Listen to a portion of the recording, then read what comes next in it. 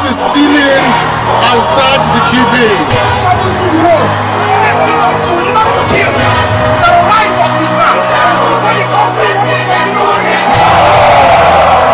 The change is in your hand. Get your PDP and let the vote leaders change. If we are going to be honest with ourselves, there are only 3 candidates running for this presidential office. There's not going to be any magic. If Nigeria remains stable and won by next February, either Peter Obi, Atiku, or Tinubu will be president-elect of Nigeria by the grace of God, if we remain one, if the security situation does not degenerate more than it is at the moment. So, in terms of analysis, it's easier for me, because let me start with my friend and brother Peter Obi. Excellent. A well-trained philosopher, psychologist, who ran Anambra for 8 years excellently well. I don't know how many governors in this country can make the kind of reference we make about him. He was so excellent, even though I didn't know him before he became governor. I was chairman of PDP when Ngige was governor. And for one reason or the other, after I saw where he was coming from and what happened in the election, I lost my chairmanship because of him. Because on television like this, I said, no, he was the one who won the election and not my party. I don't think 95% of people will do it in this country. By the time I did it, I didn't know who Peter Obi was. It was a week later that late Jacob Nwokolo, who owns Pascal J. Cortez in Enugu, brought him to my house. And he said, you mean you haven't met this man? That people told him they gave me about 50 million. What I'm just telling you, I said it in a caucus meeting in Enugu, in government house. And Peter got up and told him it was true. I never met him. Just like when I supported Mwike. For the past 5 years, I've not said good morning with him, not on telephone, not face to face. I based my discussions on facts available to me for the betterment of this country. And you know, in this place, I'm PDP. I supported Soludo because I believed out of the candidates he has something to offer. And he's offering it. And I'm proud of it, that he's doing well in Anambra, especially in security. So when you look at these 3 candidates, they're all qualified by the Constitution of the Federal Republic of Nigeria.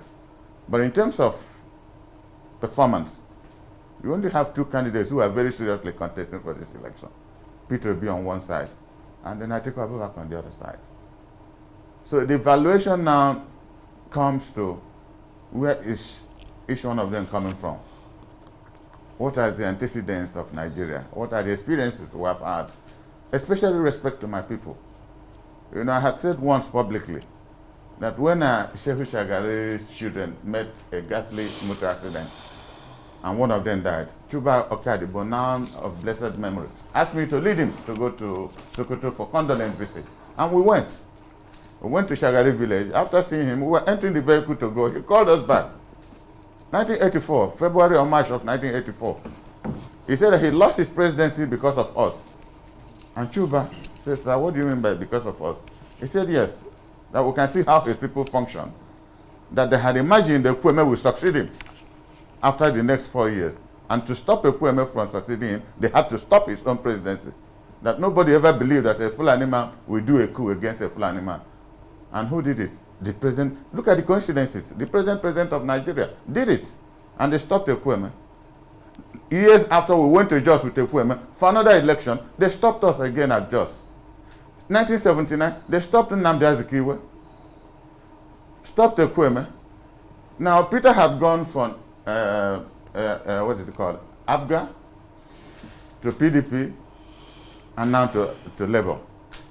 And I said, there probably may have been things he knows or he saw that we don't know.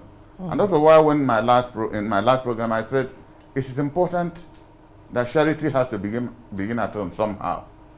At least some of us who were with him, he was our leader in PDP in Anambra State. We had a meeting with him at Senator Ushekuni First Center, and we were discussing how, you know, if the thing is zoned to the southeast, how one of them that have the capacity could become president. Suddenly he resigned from the party. Not even the courtesy of a telephone call. As close as I was with him, not the courtesy of a telephone call. I only saw him for the first time 3 weeks ago at a wedding. And if you saw it gone viral, we heard ourselves for almost 10 minutes discussing. He said as soon as he comes back from America, he's coming to Enugu. Because I've spoken with our governors. At least in the past 4 weeks, there's nothing I've been doing that to tell them this is an Igbo boy and a promising one at that. Discuss with him, know where he's coming from. But he's in Labour Party. But I say he's very, very qualified. If he has the chance to be president of Nigeria, he will do excellently well. I believe so. But whether the equation, the alliances support that. Because there's so much hatred against our people. Why? I don't know. It's completely uncalled for. But anybody deceiving himself about that, it must be living in a fool's paradise. There's so much hatred. All the Wigbos have done in this country was to help others develop, civilize other places, develop other places, rather than their homes. Is that the wrong things we have done? But I leave it to God. All right, let's one candidate. 2015, you couldn't say APC did that. Nigerians based their support for APC because of the singular act, the perceived integrity value of Muhammad Buhari. Honest man, this, retired general, former military head of state. Every kind of adjective was used to describe him. But I was one of very few Nigerians, and I thank God that I was one of them, on Channels TV. And I was asking Channels, why don't you show it? When I said that this man is incompetent to run the affairs of this country. And I gave reasons. Why? And he's proven me right. He's proven me right. That he's not competent to run the affairs of this country. And he couldn't be bothered. Not just that he's not competent, he couldn't be bothered.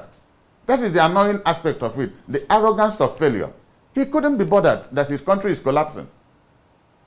In a country where herdsmen have taken over the rest of this country, killing people on a daily basis, every news you see, television, newspapers, Nigerians are dying in their hundreds.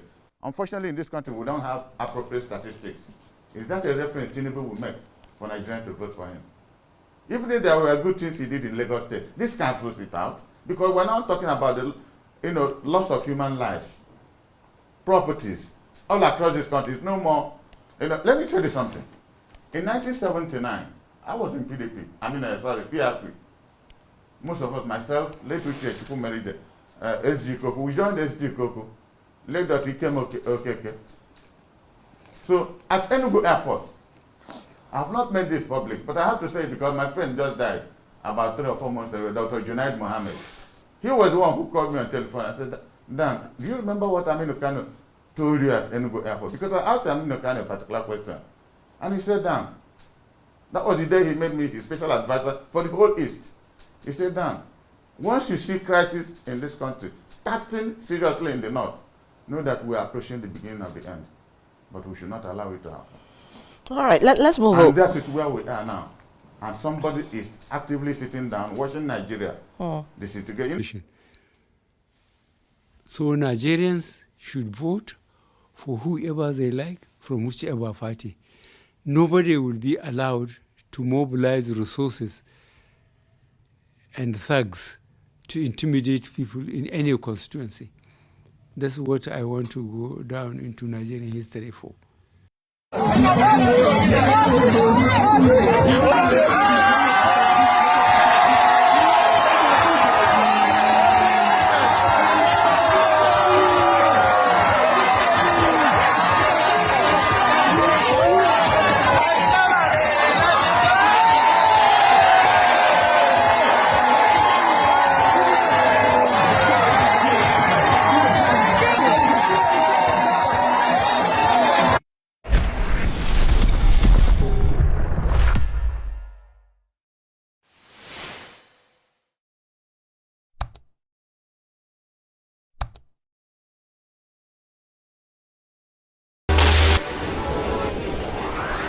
DJN TV.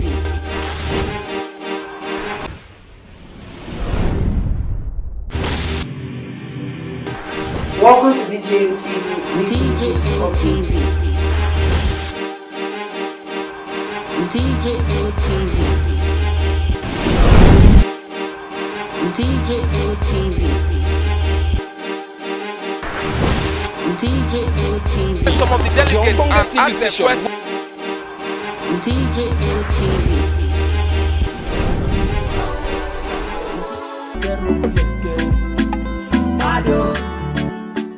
DJN TV. DJN TV. DJN TV.